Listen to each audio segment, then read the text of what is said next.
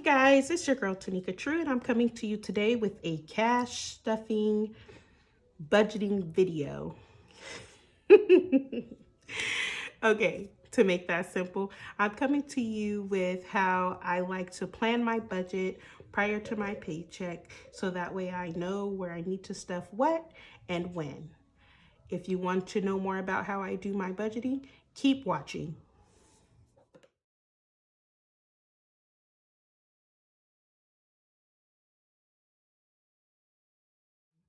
Over the last few weeks, I have been dabbling in budgeting and the cash envelope stuffing, and I've actually learned a lot. And I've been telling a few other people about it, and I figured more people could benefit off of my information. So I want to start with budgeting. So I do bi-weekly budgeting, and I'm a practice manager at a dental office, and my husband is a machine operator for a manufacturing company. And we don't have a big monthly income, but we do okay. So based off of a regular person's, as I would say, income, I wanted to go about showing you guys how I do my bi-weekly budget, and hopefully it will benefit and help some of you. So first I start off with my budget planner, and I usually typically start with my income. And for me, I kind of guesstimate my income because it's not always the same, as my husband is an hourly employee and I'm a salary employee, but we also get bonuses. So sometimes it's different, sometimes it's the same for a while, but it all depends. So saying that, I put in our budget, our income. And then after I put our income, I put in what bills need to be paid for that pay period. So for March, March 18th, we're going to be in our bills check number 2. We already did number 1 at the beginning of the month, so we're going to be number 2. So I'll put all of my bills in that are going to be due around the 18th of the month or at the end of the month. So that way I'll be a little bit ahead, and I put them all right here. For my rent, I do split it in 2, so that way I'm not paying a big bill all at once, and it kind of like balances out our paychecks. After that, I put my cash envelopes. So for my cash envelopes, it's for things that I'm going to be spending money on a day-to-day basis, every 2 weeks, and just the typical family time, groceries, house supplies, helping others. Like for my staff at work, I usually give like a coffee or a gift card. So I like to have like a little couple of dollars here and there for them for that. And then after that, I jump into how much I'm going to put towards savings. And I am currently doing the 100 envelope savings challenge right now.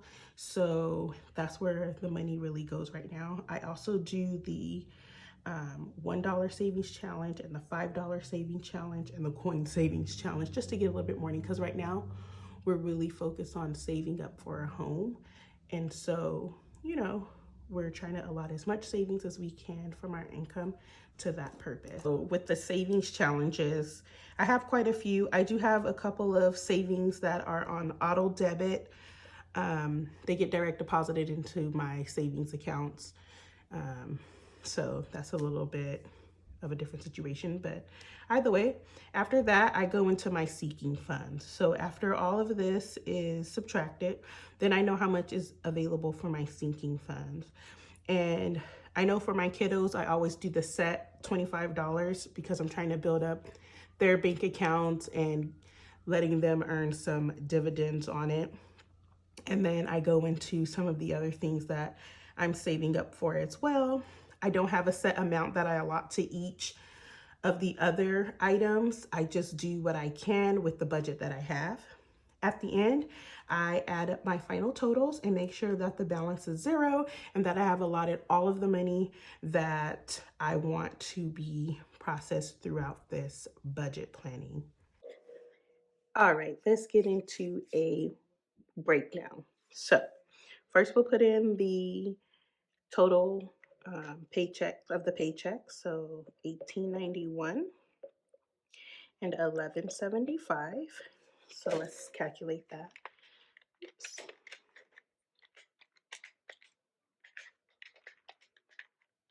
That is $3,066. And then we'll go into our bills that we're going to pay out of this pay period.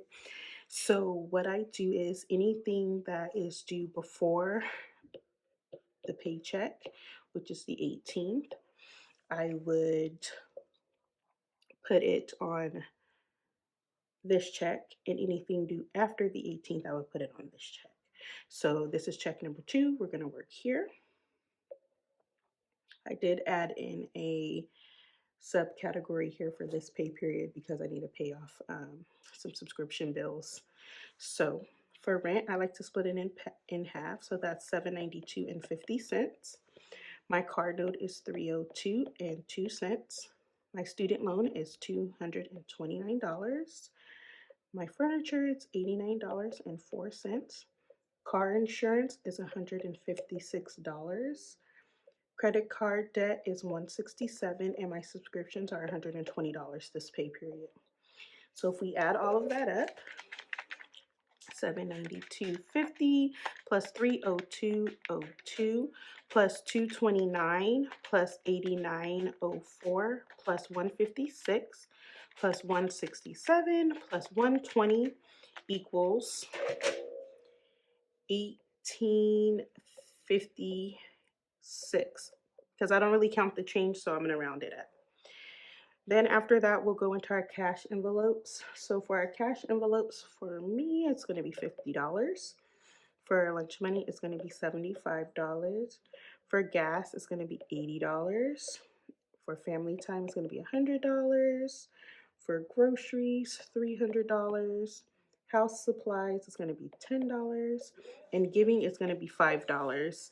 So the reason why Rudy doesn't have a cash envelope is because he has a direct deposit into his personal account for an allotted set amount every pay period that he likes to have for spending money. And sorry if you hear noise in the background, it's my mom.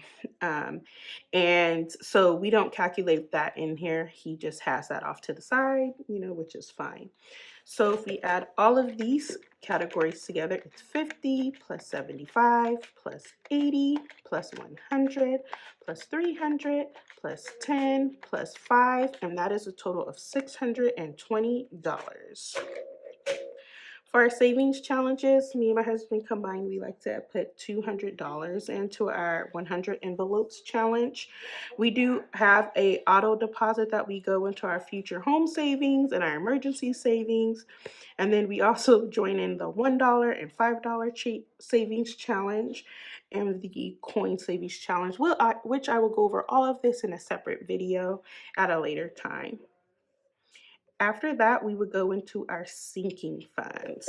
So what I like to do is start totaling everything so we'll know what's left. So $3,066 was the total of our income. The bills came out to $18.56, and the cash envelopes came out to $620 with our savings at $200. So let's subtract these three numbers from this one. So $30.66 subtract $620 subtract $200 subtract $18.56 equals $390. So we'll have $390 for the sinking funds. I wrote that in the wrong place, so let's go back. $390. So let's break that up. So for my kiddos, I like to put $25 in each of them. I try to keep it the same, make it equal, so that way they could grow together. And so I like to put $25 for both of them, so $25 each. So that subtract $50. That leaves $340. For myself, I like to have a savings of $50. So I do save $50 for myself. So, in case I want to save up for a purse or something, anything it could be. And then for our house, it would be for our house emergencies, we'll allot $10. So we'll subtract 10. And then for our cash emergencies, we're going to allot $15. And then we're going to do $10 for car maintenances, aka emergencies. Then we're going to do future home rental, $10. So we don't have a home right now, but we are saving up for a home. And we're probably going to buy a fixer upper. So we want to save up for the renovations that we want to do right away, like maybe some flooring and some painting. So we are saving up for that, you know, future things. And then for health, we're going to also do $10. For education, we're going to do $10. For debt, we're going to do $50.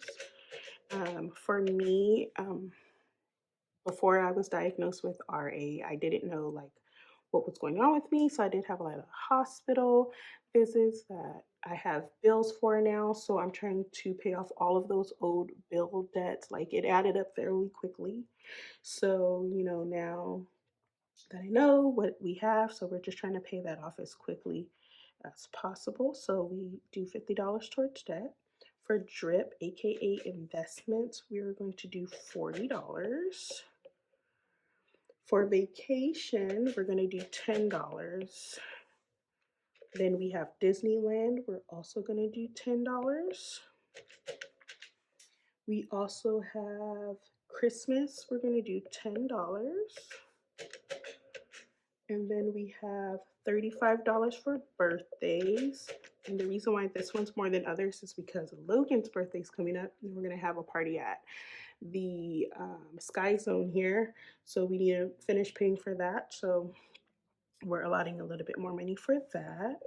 For clothing, we're going to do $10. And then for MacBook Air, I'm trying to save up for my real estate stuff that I am trying to get into. So that's going to be $30. Then for a new car, one day we'll get a new car. I want to get an SUV. Right now I just have a, you know, regular four-door car, but I want to get an SUV in the future. So I'm saving up for that. And I'm going to allot $10 for that. For school events, like, you know how like there's Valentine's Day, St. Patrick's Day, all kinds of little events at the school. Well, my kids like to join in on those things. So I like to save up for that. So we're going to do $10 for that. And then the last $10 will go towards taxes in case there's any time we need to pay taxes. And that is the $390. So if we total everything up, that's $3,066, which subtract $620, subtract $390, subtract $200, subtract $1,856 is $0. And so that's how we calculate our budget for the month. After that, I had head over to my cash stuffing banknote because, you know, you have to go to the bank and get the money out because I do get direct deposit.